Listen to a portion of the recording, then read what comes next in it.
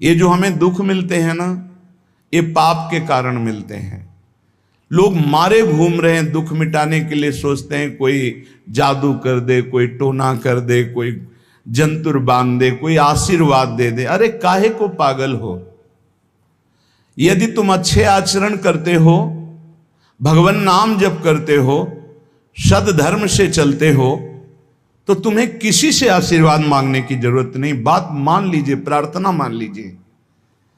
दिखावे में लाखों लोग अपने जीवन को नष्ट करने के लिए तैयार हैं। ये माया का ही तो दिखावा है जिसमें जन्म के जन्म हमारे नष्ट होते जा रहे हैं। सत्य मार्ग को क्यों नहीं पकड़ते हो? किसी के आशीर्वाद की जरूरत नहीं आपको आनंद प्राप्ति के लिए। आप आनंद के बच्चा हो, आनंद स्वरूप हो। जिनसे आशीर्वाद मांगते हो उनके अंदर जो आत्म तत्व बैठा है वो तुम्हारे अंदर बैठा है। वही संपूर्ण आनंद लिए तुम्हारे अंदर बैठा है। तुम्हें किसी से गिगियाने की जरूरत नहीं। बस तुम अपने स्वरूप को नहीं पहचान पा रहे हो, अपनी शक्ति को जागृत नहीं कर पा रहे हो, इसलिए तुम दौड़े घूम रहे हो। भागने की जरूरत नहीं है। सत्संग सुनो, उसे अपने आचरण में उतारो। ये बात आप कागज में लिख लो, चाहे दिमाग में लिख लो। जब तक आपके आचरण शुद्ध नहीं होंगे, जब तक आप भजन नहीं करोगे, जब तक आप दूसरों को सुख नहीं दोगे, मन वचन कर्म से किसी को भी दुख नहीं पहुंचाना, तब तक आप भागे। और यहां से लेकर ब्रह्मलोक तक अगर आपको सुख मिल जाए तो बता देना। आ ब्रह्म भुवनान लोकान पुनरावर्तिनो, अर्जुन यहां सुख मिलने वाला है।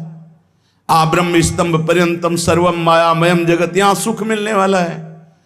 अगर सुख सिंधु भगवान का भजन नहीं करेंगे, बैठ के अपने घर में बैठकर आधा घंटा भजन नहीं करेंगे, मारे घूम रहे हैं, सोच रहे हैं ये भगवान का अवतार है, हमारा कल्याण हो जाएगा।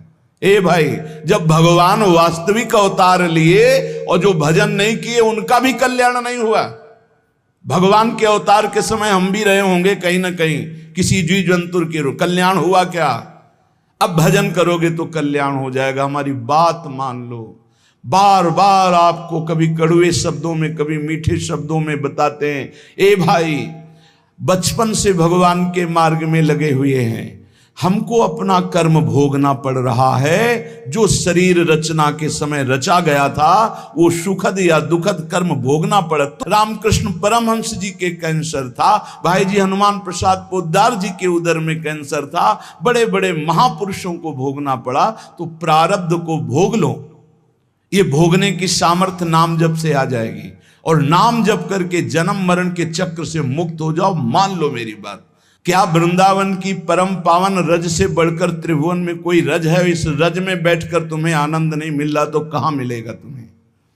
क्या भगवान नाम से बढ़कर कोई अमोघ शक्ति है जो भगवान को अधीन कर सके? सुमिर पवन सुत पावन नामू, अपने बस कर राखे रामू। लेकिन समझ में नहीं आता। ये जीव सोचता है कोई तपस्वी, कोई सिद्ध से हमारे दुख दूर हो जाए। नहीं, भगवान के वचन सुन लीजिए। दैवी हेषा गुणमयी मम माया दुरत्तया, मामेव ये प्रपद्यन्ते माया में ताम तरंतिते। ये गुणमयी माया को पार करना बहुत कठिन है। एकमात्र उपाय है, मेरी शरण में आ जाओ। हरि शरणम श्री कृष्ण शरणम मम। जब तक प्रभु की शरण में नहीं तब तक माया मुक्त। पर समझ में नहीं आता। लोगों को ऐसा लगता है मैं जाऊंगा, आशीर्वाद मिलेगा, मैं सिद्ध हो जाऊंगा, सब दुख नष्ट हो जाएंगे। आप समझो, हमारी प्रार्थना को समझो। हम अंदर से पीड़ित होकर बोल रहे हैं, आप लोग समझते नहीं हो। भगवान का भजन किए बिना कहीं भी भाग के चले जाओ, आपको शांति नहीं मिलेगी प्यारे। और घर में बैठकर यदि भजन करोगे तो घर तीर्थ हो जाएगा, घर में भगवान पधारेंगे, आप आनंदित हो जाओगे। संत संग का फल होता है भागना, मिट जाना। सत्संगत